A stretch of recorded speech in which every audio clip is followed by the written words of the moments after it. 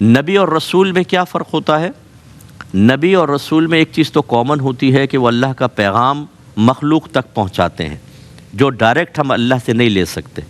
اللہ تعالیٰ نبی کو نبوت سے نوازتا ہے، رسول کو رسالت سے نوازتا ہے۔ یہ دو منصب ہیں، سمجھ لیجئے، جیسے وزیر اعظم ہوتا ہے، ایم پی ہے، ایم این اے ہے، ہم دنیا کے اندر مناصب بناتے ہیں، ایسے اللہ تعالیٰ نے کچھ منصب، کچھ عہدے مقرر فرمائے ہیں اور ان کا نام رکھا ہے، نبوت، رسالت، اور یہ سب وہبی شے ہوتی ہیں۔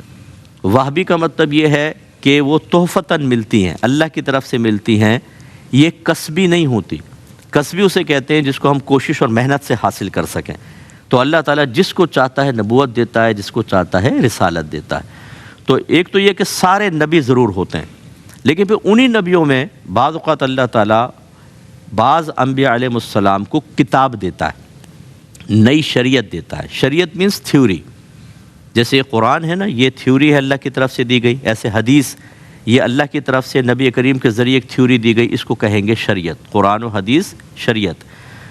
تو جب کوئی نبی ایسا ہوتا ہے کہ اس کو ایک تھیوری دی جاتی ہے، ایک شریعت دی جاتی ہے، تو پھر وہ نبی سے رسول ہوتا ہے۔ تو اس کا مطلب ہے کہ رسول وہ ہوتا ہے جو نئی شریعت لے کر آتا ہے، نئے احکام لے کر آتا ہے، اور اللہ تبارک و تعالیٰ اسے کتاب بھی عطا فرماتا ہے، چاہے پوری کتاب ہو یا چند صحائف ہوں، لیکن اللہ کی طرف سے اس کو پیغام تحریری طور پر کتابی شکل میں یا لوح کے اوپر، تختیوں کے اوپر، جیسے توریت تھی تختیوں کے اوپر لکھی ہوئی تھی، حضرت موسیٰ علیہ السلام کو اللہ نے عطا فرمائی، وہ دی جاتی ہے، اس کو رسول کہتے ہیں۔ تو ہمارے نبی کریم صلی اللہ علیہ وسلم نبی بھی ہیں اور رسول بھی ہیں، ٹھیک ہے نا؟ یعنی یہ سمجھ لے کہ ہر نبی تو ضرور ہوگا، لیکن ہر ایک رسول بھی ہو ضروری نہیں۔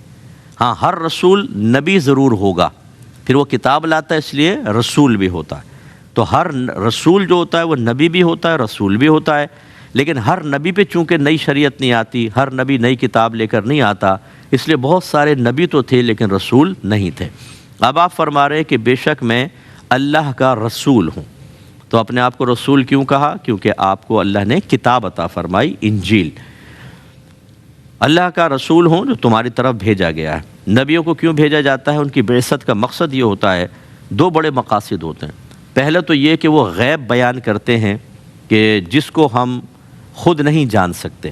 غیب کی تعریف کیا ہے؟ غیب اس پوشیدہ شے کو کہتے ہیں جس کو دیکھ کر، سونگھ کر، چکھ کر، سن کر یا چھونے سے معلوم نہ کیا جا سکے۔ ایک لفظ ہوتا ہے حاسہ۔ حاسہ کہتے ہیں اس صلاحیت کو جس سے آپ کسی اور چیز کو محسوس کر سکیں، جان سکیں۔ اس کی جمع ہوتی ہے حواس، اور عربک میں 5 کو خمسہ کہتے ہیں۔ تو حواس خمسہ، یہ آپ نے لفظ سنا ہوگا، یہ 5 جو میں نے ذکر کیا، سننا، دیکھنا، سونگنا، چکھنا، چھونا، ان کے ذریعے ہم کسی شے کو معلوم کرتے ہیں۔ غیب وہ ہوتا ہے جو حواس خمسہ سے معلوم نہیں ہو سکتا۔ اور دوسرا یہ کہ وہ عقل سے بھی نہیں جان سکتے آپ، کوئی آلے کی ایجاد سے، کیلکولیشن کر کے، کوئی حساب کتاب کر کے نہیں جان سکتے، عقل سے بھی نہیں جان سکتے، اسے غیب کہتے ہیں۔ جیسے اللہ تعالیٰ کی ذات پاک، کیا ہم نے کوئی کیلکولیشن کر کے اللہ کو جانا؟ نہیں۔ کیا ہم نے دیکھ کر یا سن کر یا سونگ کر یا معاذ اللہ چکھ کر یا چھو کر جانا؟ نہیں۔ تو پھر غیب کیسے پتہ چلتا ہے؟ غیب صرف اللہ کا منتخب کردہ بندہ بتاتا ہے، وہ نبی ہوتے ہیں یا رسول۔ اس لیے یاد رکھیں کہ انبیاء علیہ السلام اور رسولوں کو جو منصب ہی یہ ہے کہ وہ غیب ہمارے سامنے ظاہر کرتے ہیں، ہم اس کو نہ حواس خمسہ سے معلوم کر سکتے ہیں نہ عقل سے۔ اب ان کو جاننے کی سورس کیا ہے؟ اونلی ون کہ رسول، اور یہی امتحان ہوتا ہے کہ تم خود نہیں جان سکتے، رسول خبر دے رہا ہے، بس مان لو۔ تو جو مان لیتا ہے وہ صاحب ایمان ہوتا ہے، جو نہیں مانتا وہ کافر ہو جاتا ہے اور وہ جہنم میں جائے گا۔ تو آپ نے بھی ایک غیبی خبر دی ہے۔ پہلی چیز کہ میں اللہ کا رسول ہوں، رسالت آپ کو ملی ہے، یہ غیبی چیز ہے، کوئی فزیکلی طور پہ تو نہیں پتہ چلے گی نا۔ اسی لیے بہت سے امتوں نے انکار کر دیا نبیوں کو کہ ہم نہیں مانتے۔ کیا نشانی ہے آپ کے پاس کہ آپ اللہ کے رسول ہیں یا نبی ہیں؟ پھر انہوں نے معجزات دکھائے کہ بھئی یہ دیکھیں، اس کو کہہ دیا جادو ہے، کچھ اور دکھاؤ، کچھ اور لے کر آؤ۔ تو جس نے انکار کرنا، یہ رسول ایسا ہوتا ہے کہ وہ اپنی نبوت اور رسالت جو غیبی چیز ہے اس پہ کوئی ظاہری علامت پیش کرتا ہے، اسے کہتے ہیں معجزہ۔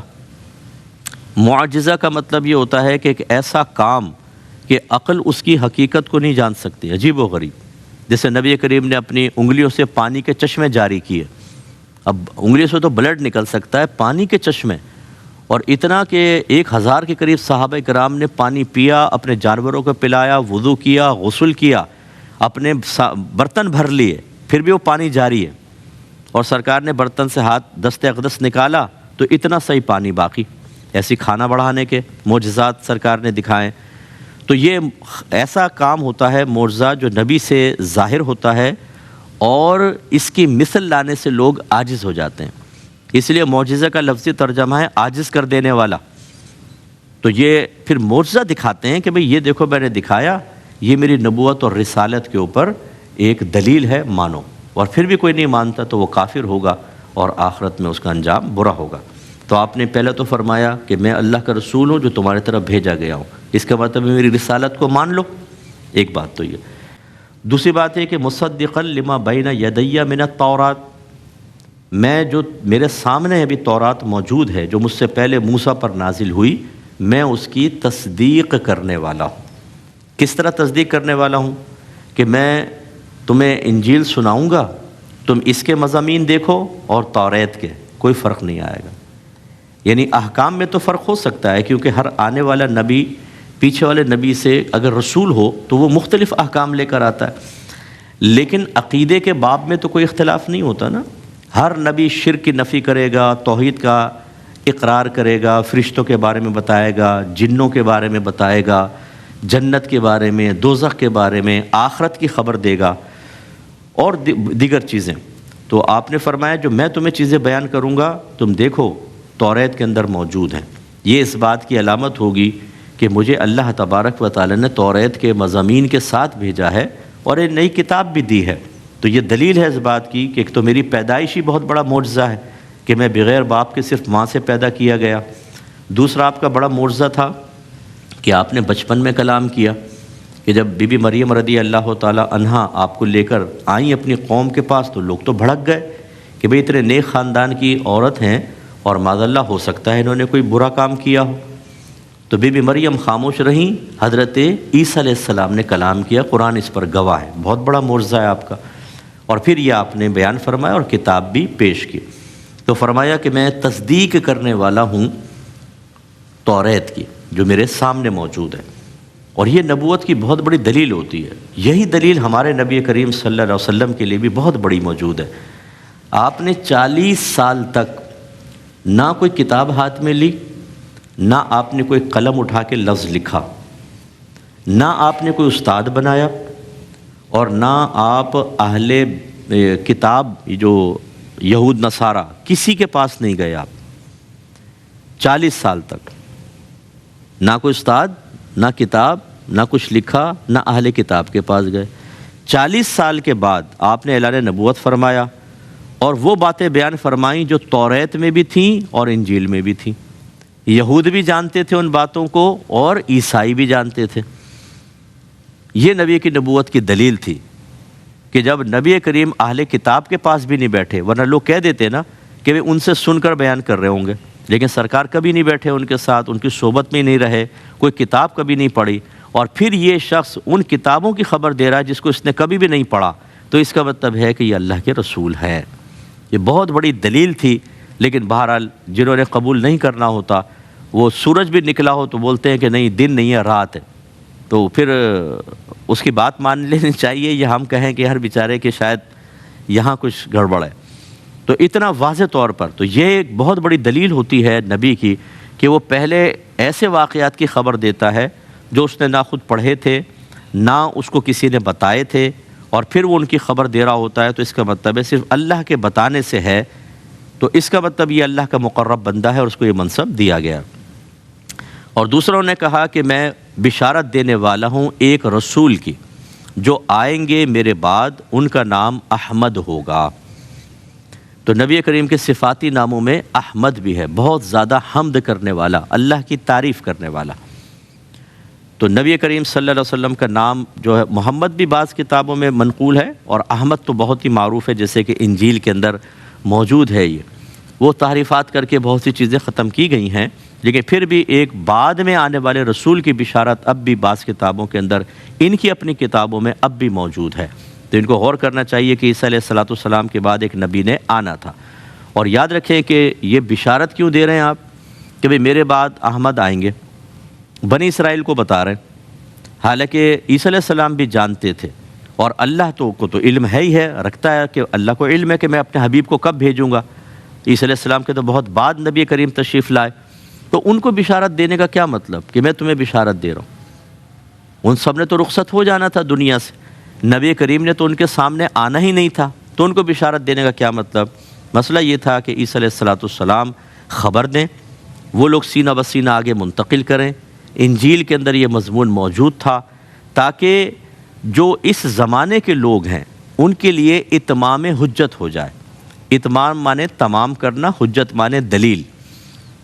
ورنہ بعض کہتے بھی ہمیں تو خبر ہی نہیں دی گئی تھی کہ کوئی نبی آنے والے ہیں۔ عیسیٰ علیہ السلام نے ابھی آئیں گے نہیں سرکار، پہلے ہی کہہ دیا کہ آئیں گے، سینہ بسینہ منتقل کرتے جاؤ، لہذا جب بچوں کو پتہ چلتا جائے گا، تمہاری نسلوں کو پتہ چلے گا، جب وہ نبی اعلان نبوت کریں گے اس وقت جو لوگ موجود ہوں گے، تمہاری خبر کی برکت سے ان کو یقین ہوگا کہ نبی آنے والے ہیں، تو فوراً ایمان لائیں گے اور نجات پا جائیں گے۔ لیکن اگر اس بشارت کو آگے منتقل نہ کرے کوئی، اور بعد والوں کو بلکہ یہ کہے کہ نہیں ایسی کوئی چیز نہیں ہے، یا اس کو تبدیل کر دے، تو وہ خود بھی گمراہ ہوگا، اور جو لوگ بعد میں آنے والے ہیں ان سب کی گمراہی کا وبال بھی انہی کے اوپر ہوگا۔ اور یہی ہوا۔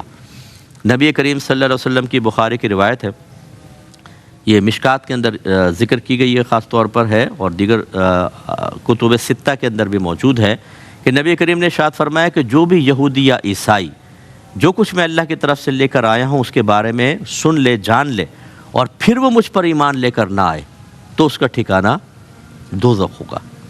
کیونکہ یہ بشارتیں سب دے دی گئیں، پہلے بتا دیا گیا کہ آخری نبی تشریف لائیں گے۔